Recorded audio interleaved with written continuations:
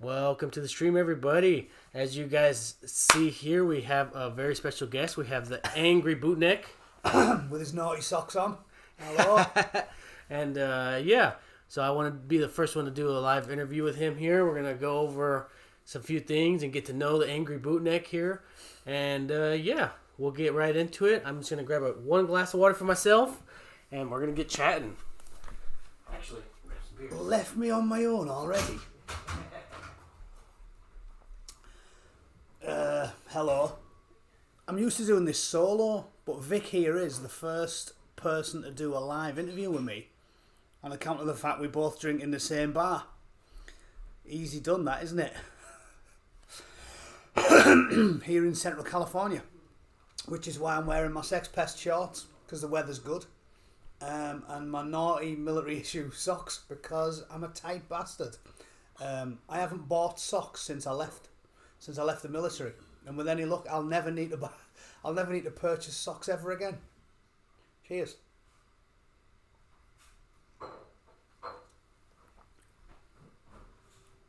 What we drinking, Vic? Drink some beers. Whew. All right. What other things have I not had to buy since I left the military? There's a ton of shit. T-shirts. I haven't bought a T-shirt in about 11 years. This is one of my few civilian ones. Most of them are green on account of the fact they're free. Oh man. Oh, look at the it's fancy. Kind of froze. It's a fancy glass, that. It froze Cheers. a little bit. It's California. I'm sure it'll soon melt. Oh yeah. We got beer slushies. Bang on that. It's like you've invented something there. It's perfect for California. Nice one. Do you get slush puppies out here, or is that just an English thing? No, you get slush puppies out here. Slush puppy, the actual with the dog on. Yeah. Oh, they do. We must have got them off you then. Anyway, cheers, mate. Ta. So yeah, I want to quickly go over. So where did you? Getting down to business. Yeah, where did the Angry Bootneck reside and start? Well, the channel is about 2.5 years old, I think. But if you're talking about me, where I resided and started my life, because I'm assuming I have to tail this more for Americans than the British side of things. I'm actually from northeast England. No American has ever once guessed that I'm from England. Whenever I have a conversation with anyone in the bar, they always think you're Irish, Scottish, Welsh, Australian, South African. I get everyone other than England, and I think it's because there's an American stereotype that when you're from England, you sound like the Queen or a BBC newsreader. Yeah, they don't talk like me. So I'm actually from England, northeast, a pestilential wasteland called Middlesbrough, which is confusing as well because it's not in the middle of the country; it's right in the north, close to Scotland. Hence the somewhat weird accent. But I am an Englishman. My hometown's Middlesbrough, which is a shithole. You can actually Google Middlesbrough. If you go on Google and type in Middlesbrough, worst town, we've topped numerous lists in the UK for being one of the worst places to live. So that's the good thing is it made my military career easy because everywhere I ever visited was pleasant by comparison. You know, I quite liked Afghanistan. Baghdad was all right. It's good. It set me on a nice low baseline before I went anywhere. Quick shout out. Thank you, Landon. Thank you for joining the chat. We just opened up the chat here. I'm going to quickly send the link out to everybody to come join in. But yeah, go ahead and continue. Yeah, so that's that. It's a small, shitty town that Scotland forgot about and England don't want. Maybe, I don't know. And so were you born there? Born and raised, yeah. Again, places like that, you're always born there, aren't you? And how about your parents? Raised. This is another reason why the Angry Bootneck's a bit of a barbarian, because I'm one of them rare kids that was raised by a single father. Oh, really? To a mother, yeah. My mum died of cancer when I was a little kid. And our whole family is very, very male. So I had an older brother and a dad and an Uncle Ian and a cousin Lee. Like, there's no women in our family. Oh man! So I'm a bit. My wife says I'm very emotionally stunted. I get that quite a lot. I really struggle to understand women, and even that, isn't it? Because then I went in the car and got my Green Beret, and there's no women in there either. So if I'd at least went in the Navy or the Air Force, I might have at least mixed with them. But yeah, I'm not a sensitive man. I'm not a new age sensitive kind of guy as a result of my my upbringing in Middlesbrough and my childhood and then my military career. So yeah, women are an enigma to me, Vic. To us all. To all men, yeah. To anybody with a penis. Let's be honest, yeah. But yeah, so that's that. And then joined up when I was 19. How was high school for you? Where'd you go to school? Same area? Yeah, Middlesbrough. How was school over there? To be honest, I think you can see that Britain is a former power, because when I see how much more well-adjusted American kids seem to be, I think, unless it's just because my hometown was a bit deprived, but I don't think that I just don't think we're as civilized as Americans. I see like teenagers around here, and they're all in like they all go to prom, and they're all in clubs.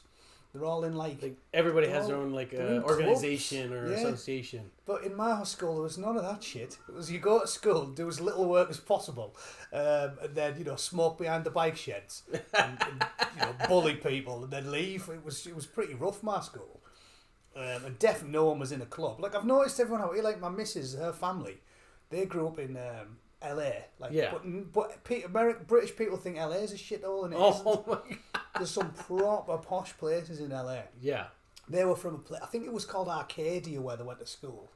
You ever heard of that? Arcadia. Yeah. It's a very nice place. Posh. And I remember about 10 years ago when we were dating, she took me to a band thing. And again, I'm sure we don't even do this in England.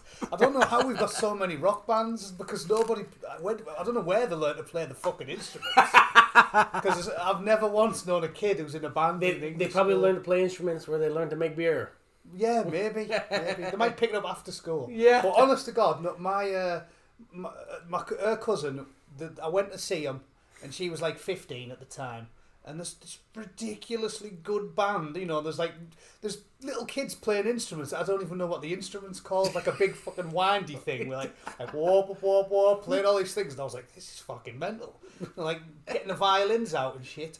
And I was like, wow, American kids are put together. Very, very civilized. I had none of that. I don't know. I don't think we had a band at school. If we did, it'd be playing like something out of a Disney movie. That'd be playing like a bathtub and some drum. Oh man! An upside down beer keg. Some wine glasses in the sink. Yeah. So no, we have nothing like that. No, it was pretty run, my school by all accounts. Certainly compared to the slice of Americana I've seen. Nice. Yeah. So that's that. That's great, man. Yeah. And how's it working over there? Did you ever work over there? Oh yeah, of course. Well, I joined the Corps when I was 19. Yeah. And then I left when I was about 30. I did 10 years basically. I deployed 5 times. Woo! How's deployment over there? A lot shorter than the American ones. I believe that's the hypothesis for the reason why Americans are more likely to suffer from PTSD. Because I read an article on the BBC that said... you didn't read it on The Guardian? Not The Guardian. You didn't even know what I was talking about there, did you? I was just slagging off. Oh, you do you get The Guardian out here? Yeah. There's a US edition. Yeah, there is, right. Yeah. The fucking Guardian. I hate... Don't read The Guardian, ladies and gentlemen. No, I read an article, I think it was the BBC, and it said... American veterans were like 6 times more likely to get PTSD, judging by the numbers of people claiming disability for PTSD or mental health issues. But it said British veterans were like 3 times more likely to have a drink problem. And I was like, hey, I had the drink problem before I went in the military. Thanks very much. It's not related to why I drink too much. But I believe that the hypothesis was that the Americans' deployments were too long, because we never went more than 7 months. I think the longest I ever had in country was 7 months. Probably that was when we invaded. I was there for the initial invasion of Iraq. Wow. So that was mad. So how was that? Like, what was it? What's some of the best and craziest experiences that you had in that was the mad, first that. invasion? Well, the crazy thing about that was, right, they denied it was happening for ages. Of course. And I can say all this now and free from operational restraints because obviously it's all in the past. But they denied it was happening for ages. And we were in Kuwait training, getting ready to invade the fuckers. And they were going on CNN going, we're not going to invade the Iraqis. I was like, well, what am I doing here then? So you see, how old are you? I am now 25. See, you're just a kid. You probably don't even remember. I'm 42. So, fucking hell, you were what? We invaded in... My dates might be off. I was probably in a nutsack. Yeah, you were busy. You were baby gravy at the time. Yeah. No, you're not that. You were born. But what I'm getting at is, our blokes, the more your age, the faster time goes. And off the top of my head, this is why all of my dates are a bit off with everything, because as you age, I don't know if it's just me, but I'm terrible for time. Like, my wife will say, do you remember when we did that? And I certainly don't know the month. Yeah. You know, like when you're filling out a job application, sometimes they ask you where you worked and when it was, and I'm like, how the fuck? I can't give you the month. I can probably give you the day. I mean, the year. Yeah. But Iraq, I believe it was 2003. I think we were there in about January. It was well early. I think I was like in the 3rd grade. Yeah, you're in the 3rd grade, and then the war itself officially started first or second week of March, because I know they just commemorated it recently. Yeah. So it was March 2003. But I was there, we were there in like January, like fucking ages before it started. And they were umming and ahhing the whole time saying, no, we're definitely not going to invade them, no, it's not happening. And we were like, getting ready. Locked and loaded, yeah, you're like aiming at them. Total nonsense. No, we're just checking out the scopes. Yeah, we're polishing our rifles. So that was mad. And then we went in on the first night. The first helicopter that took off crashed, killed everyone on board. I think that was on the news. Must have been. That was mad. And yeah, it was a dicey night, that. But ultimately the rest of the operation was quite easy, because what happens is with insurgencies, these people know that the worst thing you can do is stick around and fight when the hammer meets the anvil. That's true. Because the initial invasion is obviously a surge, so you've got the maximum amount of threat deployed. You've got all your artillery elements and your air force and everything in place. You've even got artillery batteries off the coast.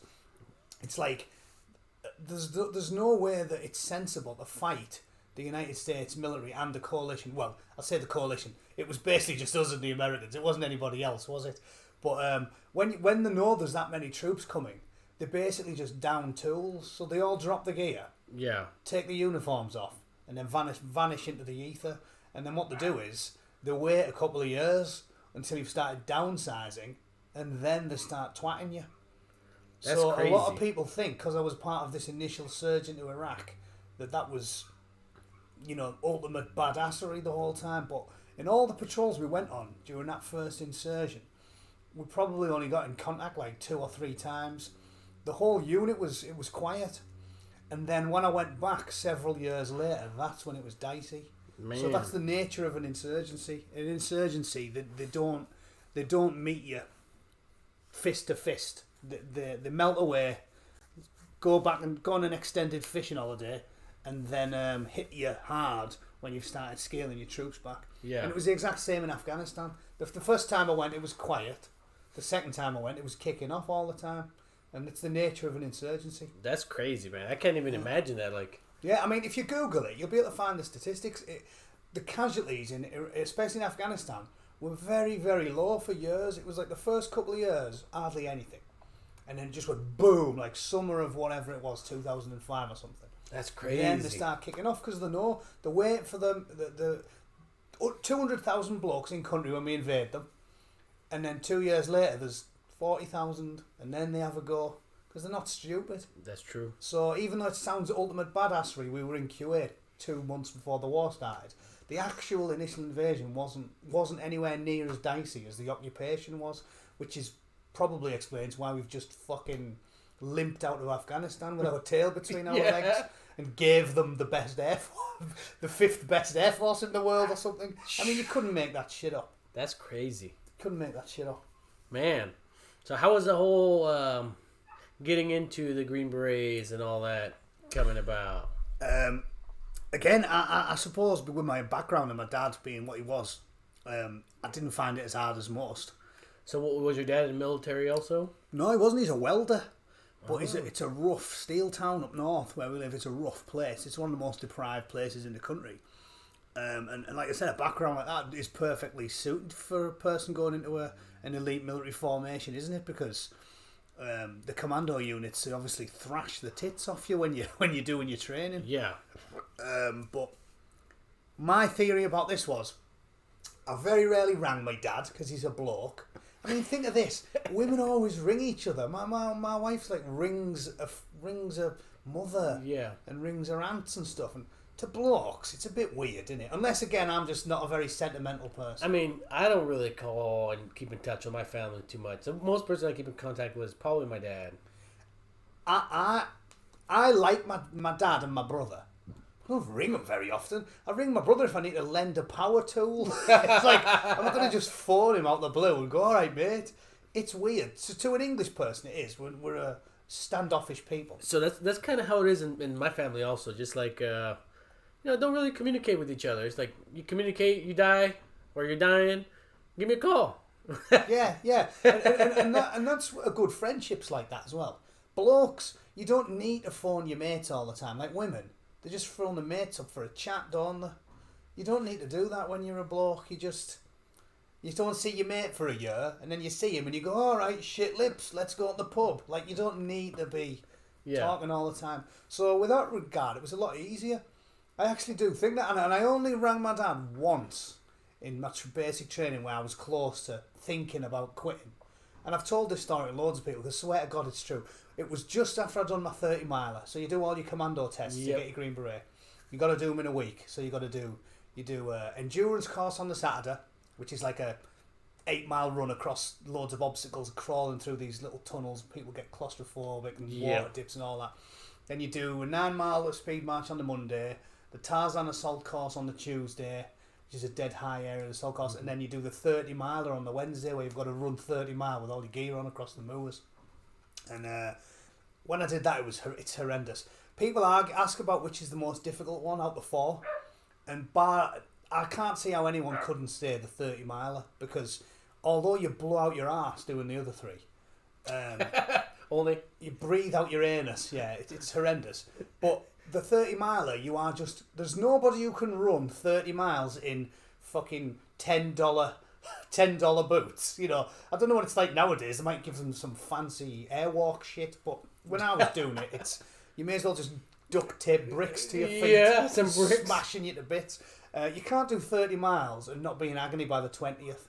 Every muscle in your body's tired, and when your muscles start to give out with fatigue, they're just not supporting your bones. So you're just smashing your bones to bits. It's horrendous. And the last 5 miles, every time you put your foot on the floor, it's agony. I took my socks off at the end and I lost like 6 toenails or something. Oh, Jesus and I rang my dad and he went, how did you get on? And I went, I passed it, but I can't take much more of this. And he was like, well, if you come home, son, you can live in the fucking shed, and just put the phone down on me. And I like to think it makes it easier, because if I had a mother who was like, you did your best, just come home, I'll make your best dinner for you, you know, that type of thing. So I think living with a prick made it a lot easier. My dad being a dick. You're kind of used to it. Yeah, I think if you did it, if I had a loving mother at home, it would have made it harder. So I didn't find it too difficult, to be honest. I didn't really think of quitting, maybe once or twice. But I knew my dad would disown me if I did. Yeah, you're like, no, I'm already here. Let's do it. And all my dad's mates in our local pub used to say that, because I was only a teenager when I went in, you know. They said to me, like, the other kids will struggle, Matty, you'll be all right, because you'll think, if I'll quit, I have to come up with this old bastard. I know, and you have to hear it for the rest of your life. Yeah, so it was an advantage coming from where I did and being raised how I was. Yeah. So yeah, it wasn't the end of the world. Man, that's crazy. That's a whole... Man, that's like a whole story in itself. Yeah, well, as you can see, I'm a talker. I could probably do this for hours. But yeah, that's the abridged version of events. So where have we got to? Born and raised in North East England. Joined the Corps, did all my training, because helped by my authoritarian father. And yeah, that's that. Here I am. Real quickly, I want to say thank you to Landon and Tarzan Banana. What's up, guys? How you guys doing? Thank you guys for joining the chat. Tarzan Banana. Yeah, Tarzan Banana. He got all the bananas. Banana. And we say that one strange, don't we? Yeah, we do. Banana. Banana. I can't do an American accent. Banana. I haven't been here long enough. Man. But, whew, that's crazy. So now on to your YouTube venture. So what made you want to start YouTube and get into, just speaking out and telling the truth about all this drama and cutting in between the lies of all these the crazy Guardians. world we're living in. The Guardian readers. the issue with me is I don't do serious political commentary. I do sort of comedy. Yeah. Obviously, you can tell my general demeanour. I'm not a serious person. You need to have a sense of humour to get through your military training, right? Like that. So I'm not a serious person by nature. So I wanted to start doing current affairs and politics because my conscience was pricking me. I honestly did feel like after probably the genesis of it really, and again you won't know too much about this being a young sprightly American chap, but the genesis of it really was Brexit. So you probably know very little of that, but no, essentially don't know any of it. Nothing. So Brexit, for anybody who's interested, is the British were in the European Union, which is a loose political coalition. It was supposed to just be a trading agreement. Yeah. To make trade easier. But as the years went by, there was a lot of mission creep, and this loose trading network became like they were trying to make a United States of Europe. So it's exactly what they were trying to do. That's pretty crazy. You've heard of the European Union, right? Yeah, I've heard of that. And the European Union is 29 countries, or what, 28 now? Yeah. Or it might be 30, 29 now. Somewhere around there. It was France, Germany, Spain, Italy, everyone in Europe in the EU. And the EU has this, it's an umbrella that casts over all member countries. And you have a parliament in Brussels, and everyone pitches funds in. And it basically evolved from being a loose trading network to we'll tell you fuckers what you're allowed to do. And that really did happen. The European Court of Human Rights would frequently overrule the British High Court and say you can't do that because that contravenes the European Court of Human Rights. And my argument was you can't tell a sovereign nation that the High Court isn't the highest court in the land. It would be like America, Canada, Mexico being in one country and the American Supreme Court saying, we're banning this, you can't do that shit. And then some random political entity that says it owns all three nations saying, no, you can, because we're overruling you. If you're a sovereign nation, you have to have your own high court telling you what you can and can't do. Yep. And there was real mission creep with the European Union, so me and many millions of other British people started supporting a guy called Nigel Farage, who was a Eurosceptic, and his movement was all about getting Britain out of the European Union. And I supported that. In the end, not initially, because there's a lot of pros and cons. Yeah, you had to weigh out your pros and cons. Yeah, I weighed them out. But there was a referendum, which is a binding vote, when they asked the country, sort of like a normal election, we call it a referendum, when it's a one question. So you're not electing a leader, you're asking a question. Yeah. And after banging the drum for many years, the Eurosceptics got them to force a vote. And they had a referendum, and they said, do we stay in the European Union or do we leave? And this was in, 2015 or 2014? Yeah. The British public went to the polls. It was the biggest vote in British history. It was like fucking nearly 40 million people voted in it. Holy crap. And the end result was 52-48 leave. Dang. So 52% of the country said leave, 48% stay. And it was just like Donald Trump's election. They didn't want to accept the result. Yeah. And that was when I jumped on the bandwagon. So I didn't vote in the fucking Brexit referendum. I thought, I don't care, I'm on the fence. Yeah. I only got angry about it when it became clear that they weren't going to do what they were told. And it's the principle of the matter. So I started making videos because of the principle of the matter. That's why I started doing it. And I tried to keep the comedy bent to it and not make it too serious and just talk a lot of shit and have a bit of fun doing it. But ultimately, I was pricked by my conscience. There was things like that going on. And the Trump thing exasperated it. I didn't vote for Trump. It's like, but the American people did. Yeah. And you're supposed to go, okay, we lost. We'll see you in 4 years and we'll try and win that time. Yep. And they didn't do it. They would not accept the result. And that's two big earthquakes that really motivated me to start doing political content, because ultimately it's not about agreeing or disagreeing with Brexit because I didn't vote for Brexit. Yeah. And it's not about agreeing or disagreeing with Trump because I didn't vote for Trump. It's the principle of the matter. That's and normal people like yourself will fully understand that, even if you're not abridged of all the Brexit details. Yeah. It's a principle of the matter. And I came into our principles like, I didn't vote for Donald Trump. It's being a man of your word and a man of the game. That's how it's played. You lost. Take your loss. Take the spanking. Go home. Try again. If you're really mad about it, try again. Yeah, I know. And this is what I'm saying. It really infuriated me, because the fact that we respect election results is what keeps us from murdering each other, isn't it? The only reason we stopped lining up on big fields and stabbing each other to death was because we said, you know what, instead of all killing each other to see who wins, let's have this thing called democracy instead. And what you do is, you have a guy that you like and we have a guy that we like, and you have a big vote and no one has to die, because what happens is, you leave defeated one day, but in 4 years' time we have another go and your guy might win then. Yeah. And we decided that was better than lining up in a big field and stabbing each other in the face with a spear. Do you know what I mean? Yeah. So it really means a lot to me that people respect the outcome of votes, and when they stopped doing it, I got pissed off, and that's the genesis of the Angry Bootneck, because I was pissed off when I fucking thought of doing it. You're pretty angry. I am angry, but it's the principle of the matter, isn't it? Yeah. It's the principle of the matter. That's true. 100%. A lot of people don't understand that nowadays, especially the new generation. I would say new generation is kind of more blind to all this. Yeah. And that's why I think it's your channel is pretty great, man. I think it's great that you bring the comedy into it. As serious as it is, it's funny. Well, I think people that take it too seriously are also barking up the wrong tree, aren't they? Because ultimately you have to be aware of the limits of your power. Yeah. And we can't really change that much. Like, you can cry, pout, and shout, but it ain't gonna change. You can cry, pout, and shout, but it ain't gonna change, right? And it's like, I think you should do what the bare minimum is, which is you should stay informed and you should vote. But ultimately, look after your wife and your kids, and enjoy your hobbies and enjoy your life. And politics should be an amusing distraction, because ultimately, even win, lose or draw, eventually you're going to be on the losing side of a political debate. Yeah. As the Trump voters found with Biden, and then you're going to be a little bit pissed off.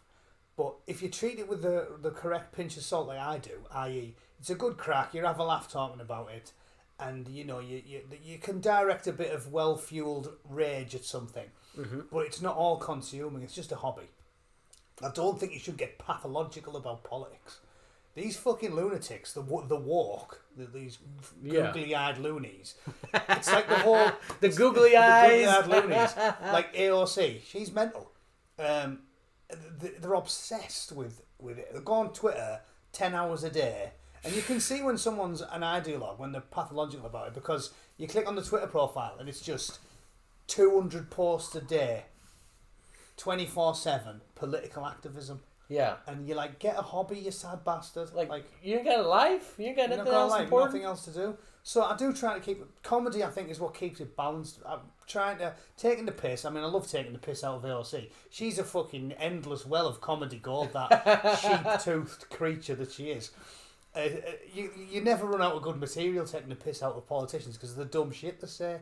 But I'd always caution people against taking it too seriously, because it's... I think they're just a bunch of overpaid punks. Yeah, all of them. And again, and that's something else I'd advocate, right? It's like, if I pick a side, if we have an election and I go, I prefer that guy over that guy, I don't like that guy. Picking politicians in Western countries now, like America and Britain, picking between them is like choosing between a punch in the face and a boot in the bollocks. You don't like either of them, do you? Yeah. You don't. So you can't take it too seriously. Hey, you never know. Somebody might be a masochist out there. Yeah, well, there must be. Well, see, I think that about MAGA guys, right? If they love Donald Trump, that's weird. He's a billionaire. He's going to look out for himself first. Yeah. You don't love the guy. You just go, well, I prefer him to him. but it's not like you love these people, and that's what I mean. Don't get too into it where it starts consuming your life. So yeah, the Angry Bootneck it's a hobby because I'm a natural gobshite. Sorry, to translate that, your gob is your mouth. Yeah. And shite is like shit with an E on the end. I don't know why we put an E on the end, but we do. It's shite. So a gobshite is someone who talks shit constantly. I do it naturally. It's like a hobby. So that's why I do it. I'm not pathological about politics. I do enjoy my life, but talking shit comes naturally to me, like this. Yeah. I just enjoy it. Just hanging out. Yeah, I enjoy it. I like talking shit. Sharing views and hanging out and having a good time, making you have a lot of good jokes. Yeah, well, we start drinking very young in back home, don't we? So I probably spent a lot of time in bars. You know, you go with your granddad when you're 6 in England. What's one of your favourite jokes? Off the top of my head?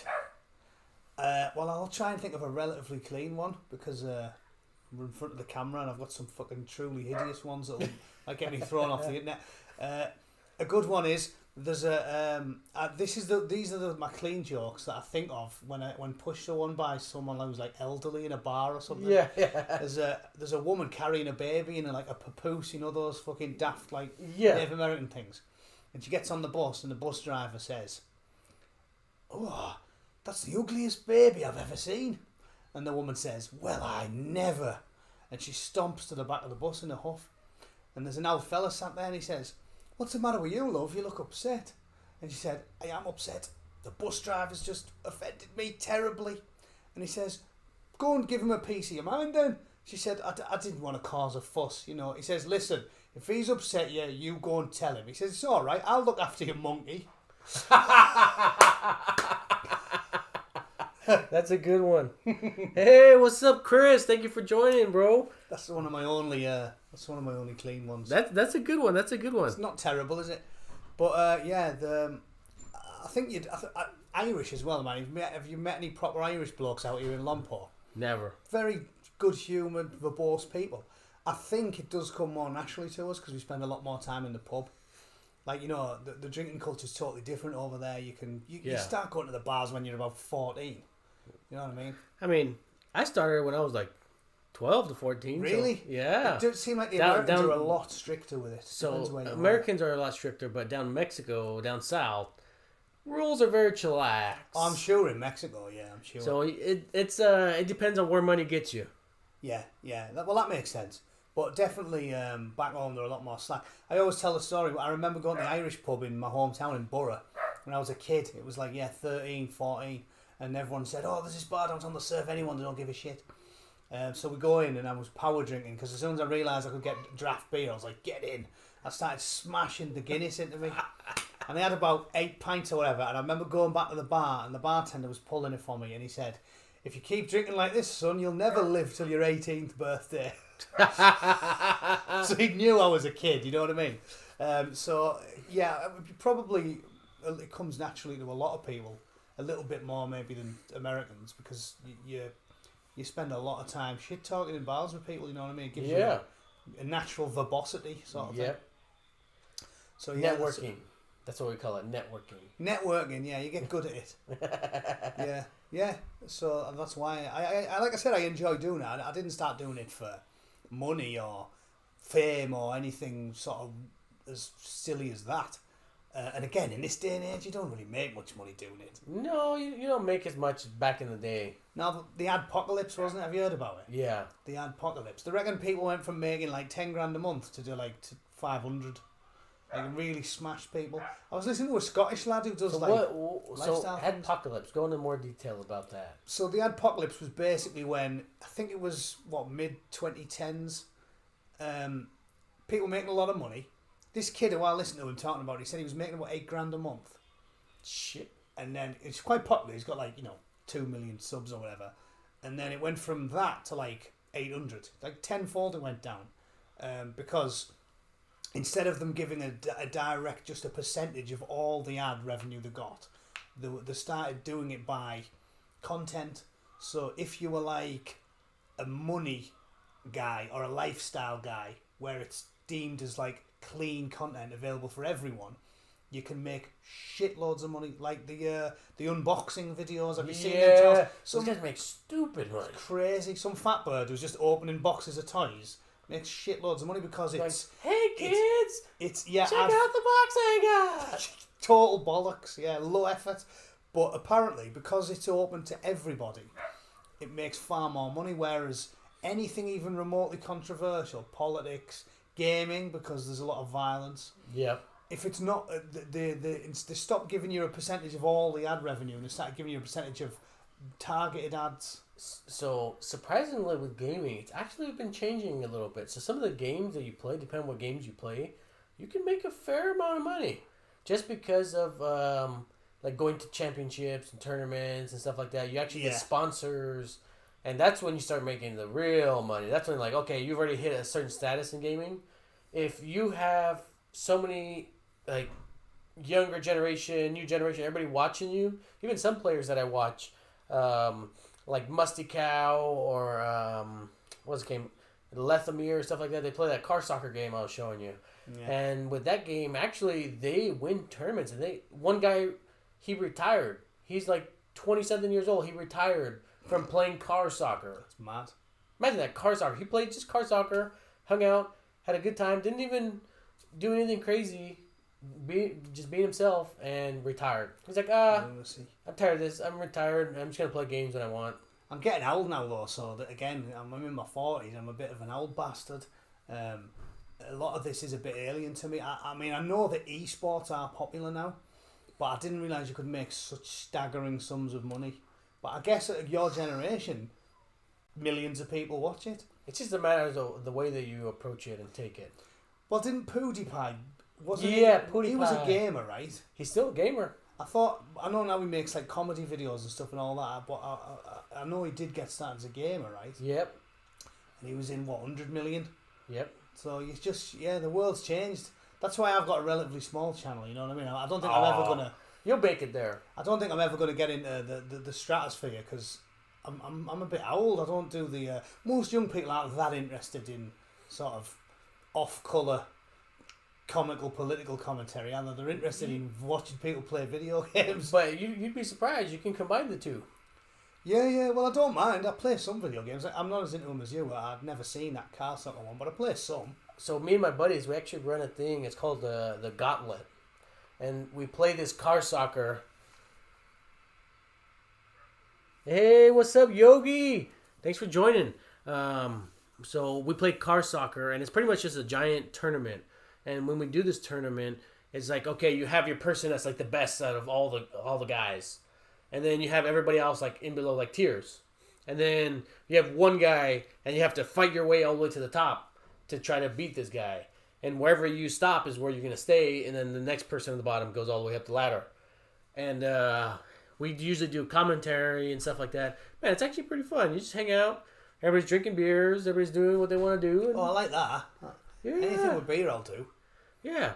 So we do tournaments and stuff like that. So one of the days I gotta see about you getting on some commentary for us.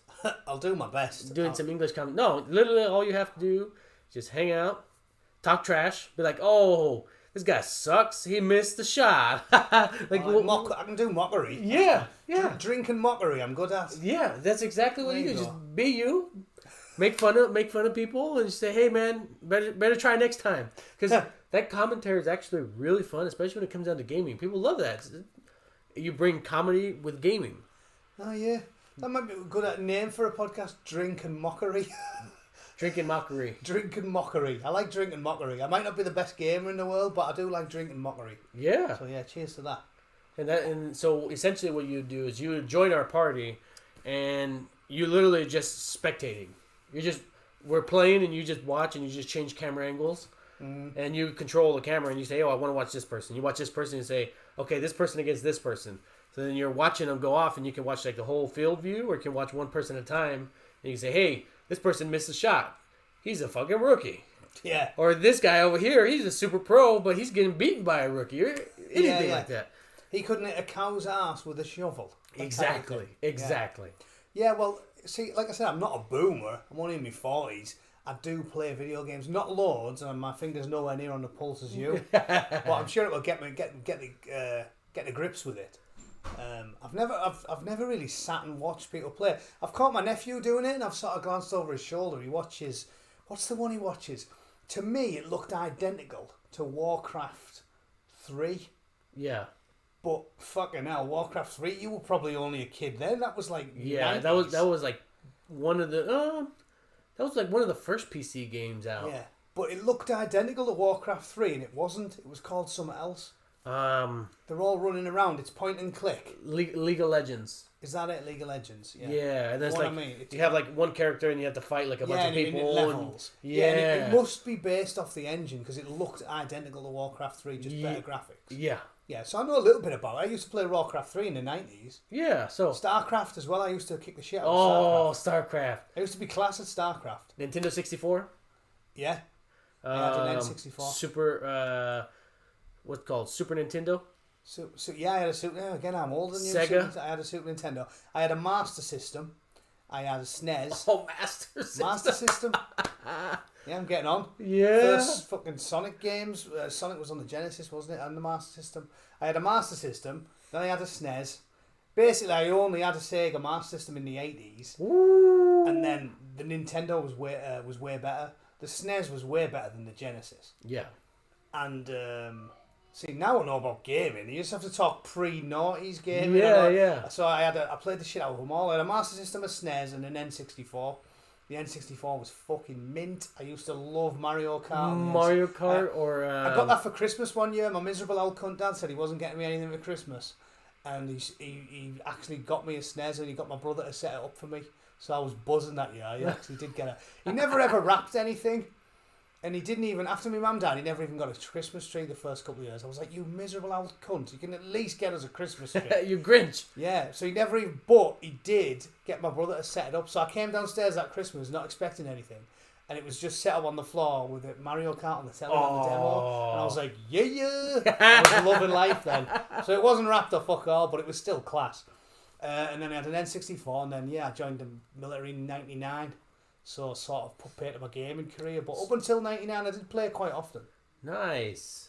Man, that's crazy. You hit all the phenomenal era of like pre-gaming. It was class. That's like true pre-gaming. Maybe that's why I'm a bit snooty about modern gaming, because I just thought it was so good. Like, even the Master System, it was the 80s, but it was amazing. Alex Kidd in Miracle World Atari. was the first one. Yeah, the Atari was shite. It was just too basic, the Atari. 8600 from Atari. But think about it, for the time that it came out, yeah, that was like top of the line. That was like, yeah. You had to be somebody to get an Atari. We never had an Atari. My next door neighbour did. I remember playing on theirs, but it was basic, the Atari. It was just that bat and ball thing. Yep. With a shitty joystick. But I did get a Sega Master System and it was fucking brilliant. I had about 12 games for it. Every time I got any spare money, I'd buy a game for it. And they were just fucking brilliant. And that's why what annoys me about modern games, they don't finish the fucking things. Back then, they used to make sure they were finished because there was no such thing as the internet. So you actually always got a finished product. Yeah. And now it pisses me off when you download a game and it's shit for 3 months. It kind of depends. Well, yeah, that's true. Like the new Dying Light 2. Man. My mate told me a load of bugs on it. I haven't played it, but my mate told me. I got the pre-order. So as you see, I showed you my YouTube video earlier when I first, it had dropped in the U.S. I think it dropped at 4 o'clock exactly here in the U.S. I said, boom, I got up at 3:30, jetted here, finished the download, boom, straight on it. Started streaming it, and it was great. My personal experience, I liked it. I had a lot of fun. Definitely a lot of bugs. Yeah. Like, for the pre-order, I would say, like, the weapons. You get these special weapons because you pre-order the game. You know, you paid the extra money and all the works. So when I got those extra weapons, they say, oh, you can get these weapons and you can keep reusing them. Because, you know, as you know, in the Dying Light series, as you use a weapon, it dies in health, like a real life weapon. Yeah. And the deterioration was quick. So I was like, all right, so I use the weapon and then I go to reclaim it. I was like, it's not letting me reclaim. Up until recently, they just patched that. Right. So now it's already been, I think, 2 or 3 months that it's been out. And now they're patching it. Now they're releasing more. They opened up more of the map. I played the first one. The first one was... I never played the second one. Did you play the second half of the first one? So there was Dying Light, and then there was the following. No, I just played Dying Light. Oh, you haven't even seen it. You didn't even get to drive the cars or anything, huh? No. Oh, I reckon I played Dying Light for about 20 hours, though. Because I remember I had it on Steam. Yeah. I got quite good at it. My character was well high level. That was what's enjoyable. That's what's addictive about games. It's like Pavlov's dog or something. That's how they condition you to love games. Yeah. What makes you addicted is your character getting incremental improvements. It's very basic computer science or psychology. What would it be? But it is, isn't it? Because I always remember, even in the SNES era or the Master System, if you get a game like that where you've got a character and then he levels up and you go, ooh, I've got 2 points to spend. I can give his an extra strength or an extra constitution. Or intelligence or whatever. And Dying Light did that masterfully from what I remember. It was like... Beautiful. You're completely useless at the start. And then suddenly you're getting better. And then by the end, you're just a fucking ninja. And you can like hurdle about 30 fences and just check people's heads off with one slash. Jump over zombies. Yeah. What else Swarm them all. Shadows of Mordor was good. That was good. I played that. That was fun. I did enjoy that one. What's another good one? Have you played Grand Theft Auto? Very little. I played the original one. Again, because you know what with me with games, I did like them. Not as much, because in the 90s, this is why I think we found it easier joining the military and stuff as well, because I remember when I joined up in 99, I remember the training team saying to us, you're going to be the last generation that's actually good at this stuff, because we still spent most of our time outside. We were little hooligans. We used to go out, climb trees. We used to do mischief all the time just to get chased by the police. Yeah. Like, we used to go to, like, the old abandoned hospital, smash the shit out of it till the police came and then get them to chase us. Like, that's what you used to do. Climbing trees, jumping the beck. And I think in the later generations of the internet, the psychologists getting involved with the gaming industry, they got so good at it. They just don't do anything else. My nephew is like 13. The little twat just sits there playing video games 20 hours a day. Like it wasn't like that for me, but I did like them. But because I joined up in 99, that put pay to it, like, because just had no time anymore. Yeah. I didn't play for... So that's sort of like my lost era is the noughties. I didn't play hardly anything for the whole of the noughties. Wow. So I had the glory era in the 80s and the 90s, a massive blind spot. And then sort of got back into it in the 10s when I got out. Yeah. So yeah, I played the shit out of Fallout 4. Oh, Fallout 4. Fallout 4 was class. That's a fucking game. Yeah. So I'm not a total noob. My mate Snell always he didn't join the military. He always kept me involved. And whenever I go out to drink with him, he'd always have a chat and I'd play a little bit when I was on leave. And he always kept me in. So when I got out, like, what year did Skyrim come out? I think that was one of the first games since I got out the military. I got properly addicted to it. One of the games I haven't played yet. Really? I haven't played any of the Skyrim series. What year will it have been, you think? Let's look it up real quick. Because that was the first game I proper got into after I left the military. It must have been about 2014. I would say, let's see, Skyrim. So it is 8 o'clock for us here, Landon. Let's see, Skyrim. First release. November 11th, 2011. Fucking that. See, I saw them shit with dates. So it was longer. But yeah, that makes sense, right? Because I got out in 2010. Yeah. So that makes sense, yeah. And I got well into Skyrim. I fucking loved it. I must have played that. Probably on my Steam, I reckon I did 50, 60, 70 hours on that before I got bored. Holy cow. It was class. So yeah, I know. But that is a lost decade for me. 99 till about 2010 was just done. I never had one. Just didn't play shit. So yeah, but I like games. Maybe you'll unlock the gamer in me. Like there's there's inside every fat person there's a skinny person trying to get out. Yep. There might be a proper addict in me trying to get out, as opposed to merely interested in them. Yeah. Because I do like them. Like I said, I play Tarkov now. It's anything my mate Snell tells me to buy. But I didn't buy Elden Ring because he told me to buy it and he said it's ridiculously addictive. So I said I don't want it then. I don't want to spend 30 hours a week playing games. That's why I try to minimize the gaming. I try to balance it out between life and doing YouTube and all that stuff. Between everything, of course, having the kids and stuff like that keeps you on a busy schedule. Well, like I said with politics, right? Games are cool as long as you don't turn into a fucking buffalo-ass giant who just sits in the chair playing all day. It's like everything is balanced, right? And I like going to the gym, and I like going to work, and I like doing my hobbies. I like painting minis. I used to collect Space Marines, and I still do that. So I don't want to be gaming like loads, but 8, 9, 10 hours a week or something, it's good, right? And I think there's all the people are Nazis about video games. Like, my dad never understood them. I get it because I'm 42. I was raised with them in the 80s and 90s. I think there's loads of good things about video games. You can learn a lot from them. Good for your hand-eye coordination. Great for socialising in this day and age. Very good. There's loads of good things about video games. You actually meet a lot of cool people. So some of the people that actually are watching right now, I met through gaming and just meeting out through clubs and stuff like that. And they're actually really freaking cool people. Yeah. Really cool people. All of them have their different backgrounds and stories, and it brings you together with people you wouldn't normally socialise with. Exactly. So yeah, I'm big into the gaming in a respect for an older bloke. I don't see the distaste for it. It's like anything. It's fine as long as it doesn't take over your life. Having a drink, getting pissed once or twice a week. If you've done all your work and you haven't got anything on the next day, it's fine. Have a drink. It's the same as anything.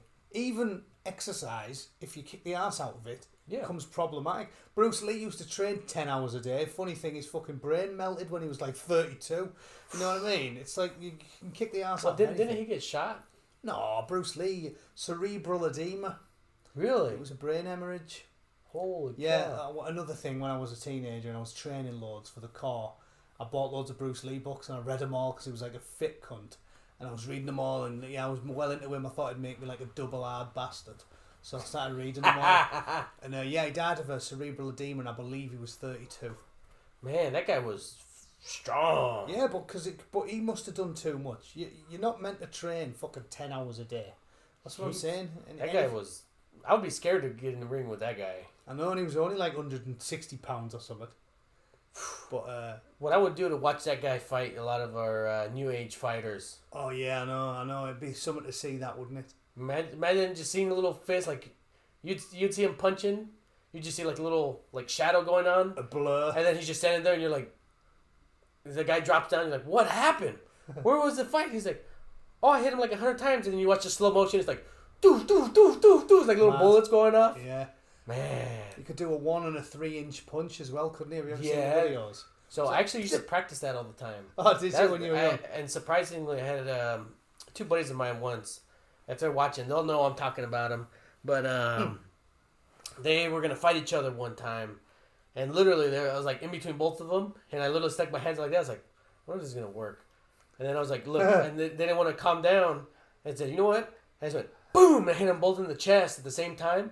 And it was like, oh yeah, you think you got the knack of it? Yeah, and they were just like they were trying to catch their air. They were like, and then they breathed. They're like, dude, what the hell was that? That was Bruce. Yeah, Bruce. I was like, I did it in my head. I was like, fuck yeah. At the same time, I was like, let's calm the situation down. Let's breathe. Oh, I didn't master that technique. It was Bruce. Bruce showed me how to do it.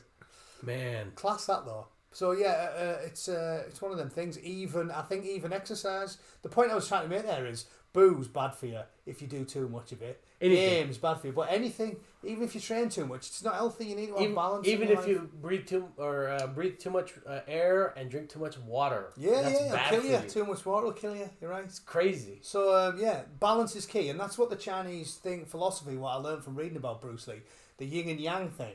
Wise people, they always said, sure as night follows day, balance is the key to everything in life. So I've definitely got no time for anti-video game Nazis, because there's a lot of good shit that comes out of it. Yeah. You just have to have a balanced approach to it. So that's kind of hence where my stuff comes from, like the Libra Scorpion. So as a Libra, we believe in balance. We are the symbol of balance and air. Well, that makes sense. So, and also that's my zodiac sign. So Libra. I'm a Scorpio. Oh. So we're Libra, Scorpio. So exactly. Hey, Libra Scorpion. Yeah, I'm a Scorpio.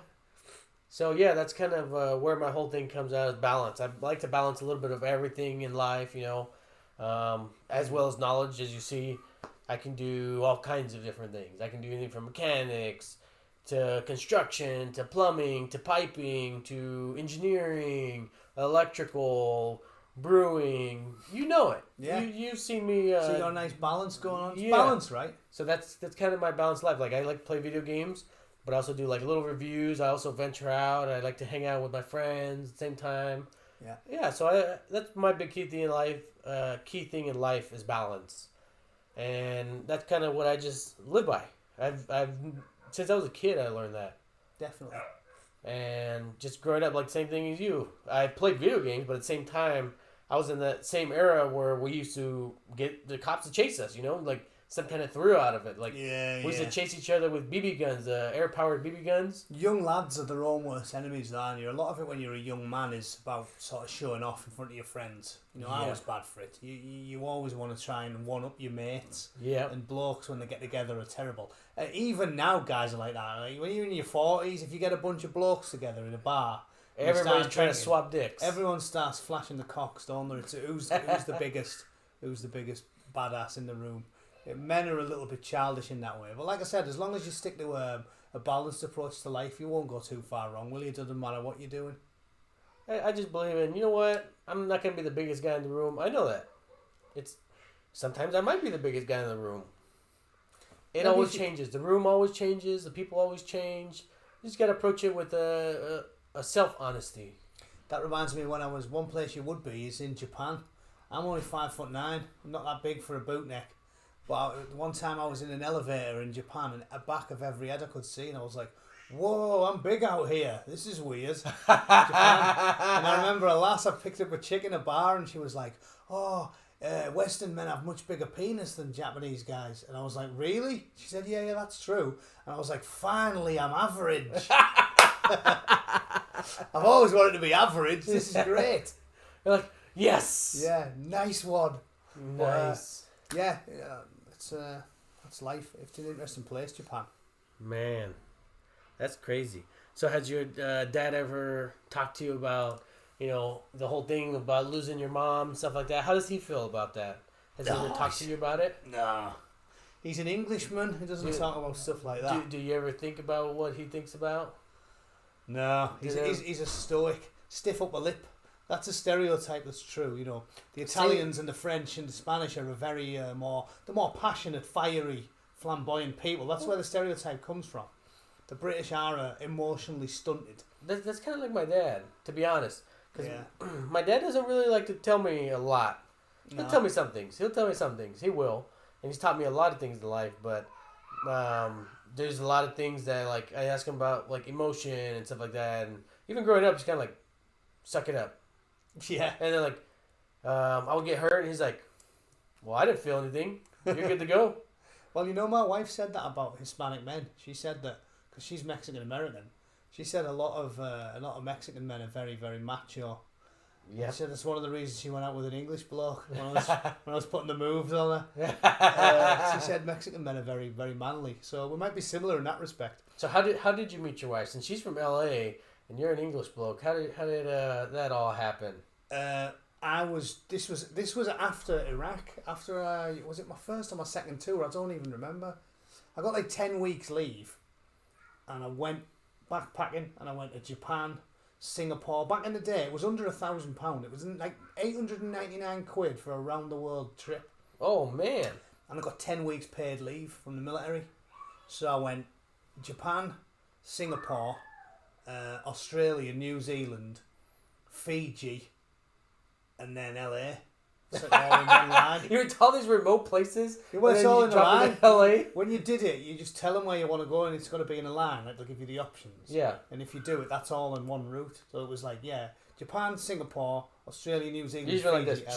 LA. Like, and I had to stop over in Hawaii, but I didn't have enough time because I stayed too long in Japan, so it was like all the way around. And then I went out on the pitch in Santa Barbara. I went to LA expecting it to be like gold and, like on the movies. Yeah. I thought it was going to be like Golden Street and, Robert De Niro walking his dog. And I got there and it was a shithole. Like, downtown LA is a shithole. Hollywood itself, Hollywood Boulevard. And I was like, oh my God, it's a fucking dump. And I'd paid for 4 nights in a youth hostel of Hollywood Boulevard. So after 2 nights, I went up to this woman and said, it's a shithole around here. Where's actually nice? And this woman said, Santa Barbara. All the posh people go down there. So I was like, I thought I'd see like Angelina Jolie with the chihuahua on the street. Yeah. And instead I've just seen a hooker having a shit. It's like, I want to go somewhere nice. And they were like, yeah, go to Santa Barbara. And I went down there, and then on the piss, I talked to some lads who she was at college with. And I went back to a party, and she was there. And I spent the whole night trying to get into her knickers. And she wasn't having any of it. But we did swap numbers and emails, and I kept in touch, very, very occasionally.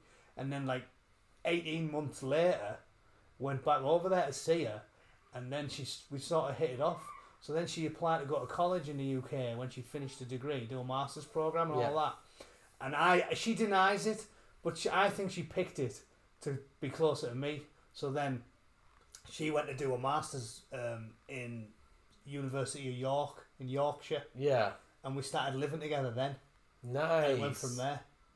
Man, that's crazy. That's a cool story. That is cool. She chased you down. Again, this is pre-app, right? So that was about, I think that was about 2005. It was after Iraq. Ooh. So it was pre-app. There was no Tinder when we met. Man, well, even when me and my wife got married, there was no real app or anything. Well, when did you guys get married? You're only 25. So we're married 6 years now. Fucking hell! You got married when you were 19. Yep. Whoa, that's young. But I've known her since I was 11.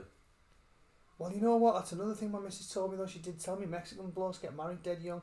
It's Catholicism, isn't it? Isn't that why you guys... No religion at all. I don't practicing? Don't practice any religion. Well, that's weird. Fuck knows. I mostly did it because... Actually, surprisingly, when I was 11, me and my wife, that's when me and her actually met for the first time. We didn't actually meet. I talked to her on the phone. And I used to be a real, I would say, smooth lip. Mm.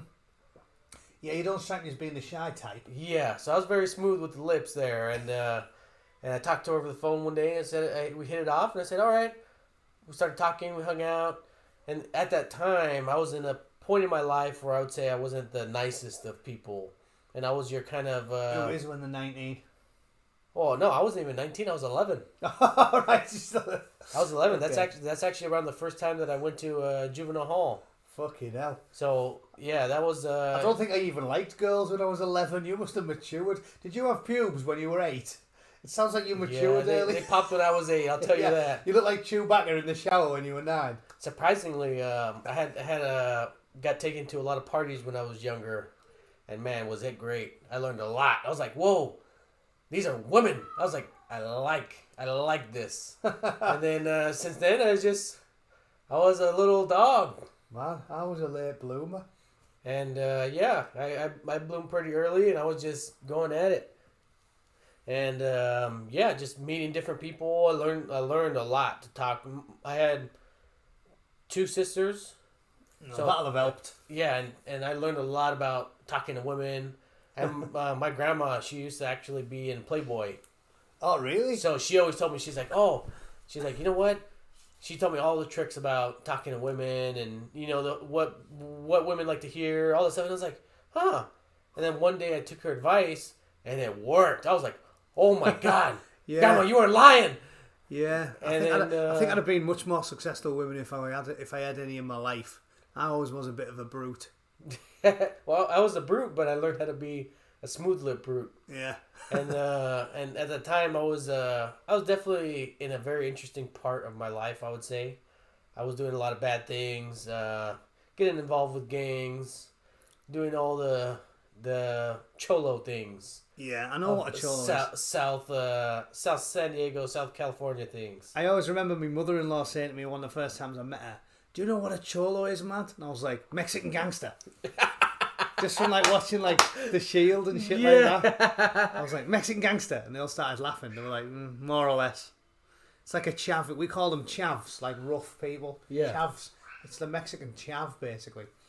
But I know. I've got the references over time. So yeah, I've lived through a fair share of experiences going through all of that stuff as a kid, and then growing up, kind of growing up on my own. Yeah. And kind of just realizing like what's life, you know. My mom wasn't a real, I'd say, role model figure in my life. Not a clingy mother. Not a clingy mother, but even if she was clingy, it's not something you want to cling to. It's more like a HIV, STD kind of clinging. All right, yeah, not all clinging. Something that you're like... Not all clinging's good. Something that's like, oh man, I thought it was gone. Yeah. All right, so did you predominantly get raised by your dad as well then? I would say for the most part. I started mostly... I had both my parents up until when I was about 9. Yeah. And then there was like a whole separation. There was a whole case that went on that one day I'll further go into further details about. And I want to eventually plan to do like a little book an autobiography about it. But yeah, got separated, and then yeah, pretty much 9 to 10, I stayed with my mom, and she didn't really care. She was out trying to live her life. Well, again, if she had you young, it'll have been the same. You can't blame. Well, she had.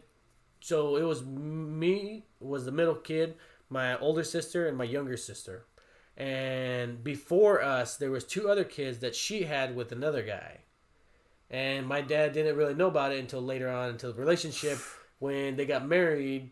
Yeah, that'd be a problem. He got a child support bill. He's like, Fuck. we don't even have a kid. He's like, what the? And surprise! Oh my God! No wonder he fucking fell out with her. And my dad, as much as he hates to admit it, he loved my mom to the death. And he was gutted, I bet, when he found that out. And he was hurt about it, and it pissed him off. But he was true to his words. And I would say this, that my dad was actually pretty faithful of a guy. Like when he says that he's there to take care of you for the long run, he was there.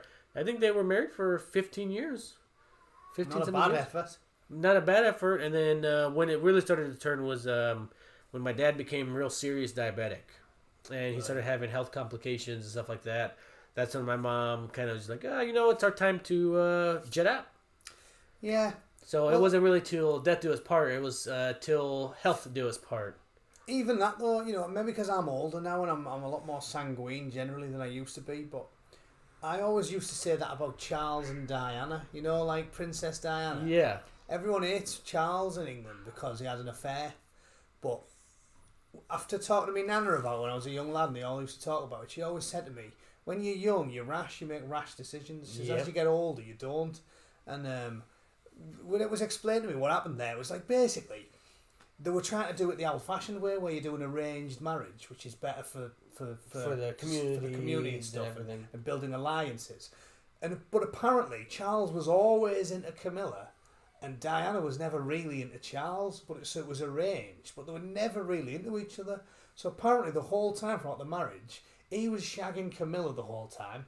And Princess Diana was shagging loads of people. She went out with a rugby player called Will Carlin, who was the England rugby captain. Oh, I heard. Wasn't there a joke about this? Yeah. Will Carlin? Will Carlin, yeah.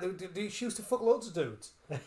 So, basically, they were both shagging other people because it was an arranged marriage. And when you think about that way, you go, yeah, it's a bit harsh. Like, everybody's horrible to Camilla. Probably because Diana was good looking and Camilla looks like a fucking horse with a wig on. But he loves her. But he loves her, and it's like, so you can't really. Yeah, he had an affair, but they were both at it. And I think with things like that, you have to understand, financial worries drive people apart. Like, me and my wife get on really well. We never fight because we're lucky. Like, we're both in good health. No big tragedies have befallen us, and we're both doing all right financially. We're both sensible, screwed-on people.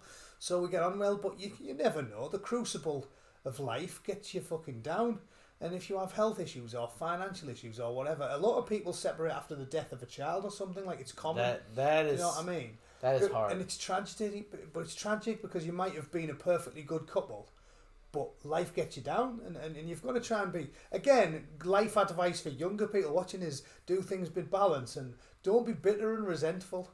It is a good key because it kills you eventually, and I always think that about my own mother, right? And I was saying with regards to yours, you just got to think of the big picture. Like, life gets people down, and it doesn't mean it's the end of the fucking world or the bad people, not necessarily. And my dad always said that to me about my mum. He was like, you got to deal with it. Like, at the end of the day, she died when I was 9 or 10. He was like, but there's kids out there who don't have a mum at all. There's orphans out there who don't have a mum or a dad. He's like, at least you had 10 years. And I was like, oh yeah, I did. So I've always been a chirpy fucking bloke because ultimately I think, could always be worse. I thought that when my mum died. I thought that when I was in Iraq. That's why when growing up, me myself, I was like, man, yeah, my life isn't perfect, but it could be worse. Yeah, it could be worse. I mean, when starting most of my childhood, I used to live in Mexico, Tijuana, and seen a lot of those kids. Man, there wasn't even beds in the houses. There was just like you're lucky if you got a concrete floor. It's bad. Man, some places, of course, you have like a little bed, but it's just like a little box, or like you got one room that's the size of this, and you have like 10 people sleeping there. Yeah, and it's like, oh, you need a change? Okay, well, you go over there. Everybody look this way. And the more people have, the more they fucking whinge. Yeah. Life's funny like that, isn't it? The more people are spoiled, the more they whinge about it. And that's why I think it's pretty important for people to understand and see the other demographic of the side. Like, man, there is a whole side of life that people take for granted. Yeah. And well, that's why the military's life enhancing. Because when you go to places like Afghanistan and you see how people live, it really makes you appreciate shit. You know? Yeah, you come home and you're like, dang. Yeah, this is good. I still appreciate a proper bed. I'll have to get going soon, mate. Time's gone fast. Time flies while you're having fun. Yes. So let's get a quick wrap up of your future goals for... Shut up, Alexa. Oh no, it's Siri. Your future goals for the Bootneck and yourself also. I don't really have Quick any. and briefly. I don't really have any. Like I said, it's a hobby. I don't foresee it being a career. But I'll just keep doing it. I think I'll slowly grow the channel. But it's not going to... Yeah, I don't see it being a world beater because I think foul-mouthed political commentary is a niche market. It's something I might need nowadays. You never know. But no, I'll keep plugging away. Just watch out. Don't get smacked now. Yeah. No, well, Susan's already got my number, I think. That's the CEO of YouTube, isn't it? Yeah. But no, I'll keep at it. I enjoy doing it. And as for life, yeah, I'm in my 40s now. Real big aspirations are for young people. At my age, it's like live as long as I can and die well. Die happy, die well. I haven't got any massive aspirations now. But I will keep doing what I'm doing. I enjoy it. And yeah, you should keep at it too. It's like I said, it's a part of that thing we talked about, a balance in your life. Something like YouTube's a good part of that. If you treat it as a hobby and don't start going all in on it, then it'll be a healthy pastime for years to come. I think we can both carry on doing that. Agreed. Well, yeah, it's been an honor having you out today. I appreciate it. And definitely, if you guys haven't already, go check out the Angry Bootneck. He's definitely an awesome YouTuber. And even though he says he's small, he's definitely a lot bigger than me. But I think he's great. He's an awesome guy. He has phenomenal stories. So if you guys haven't already, go on his YouTube, give him a shout. Let's try to get him up to that 10,000 mark. And yeah, let's see what the future holds for us. Hopefully we can get some more comedy and politics and not take life so seriously. Yeah, I'll drink to that. Cheers, lads. Thanks for watching. And yeah, so overall the story is thank you everybody for coming out to the stream, and don't take life so serious. Don't balance it out. If you like games, play your games.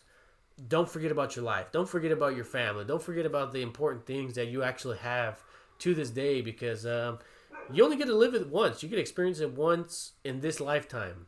Who knows if there's another lifetime? We don't ever know that. But as much as we know now, just enjoy it. Just have a good blast and, take it easy. Take life with a grain of salt. Damn straight. Cheers, Vic. And I'll see you in the pub. Cheers, mate. What we doing? Fist bump? Proper handshake. There you go. Cheers, mate. But, yeah. Until next time, hopefully we see all you guys again. And much love to everybody.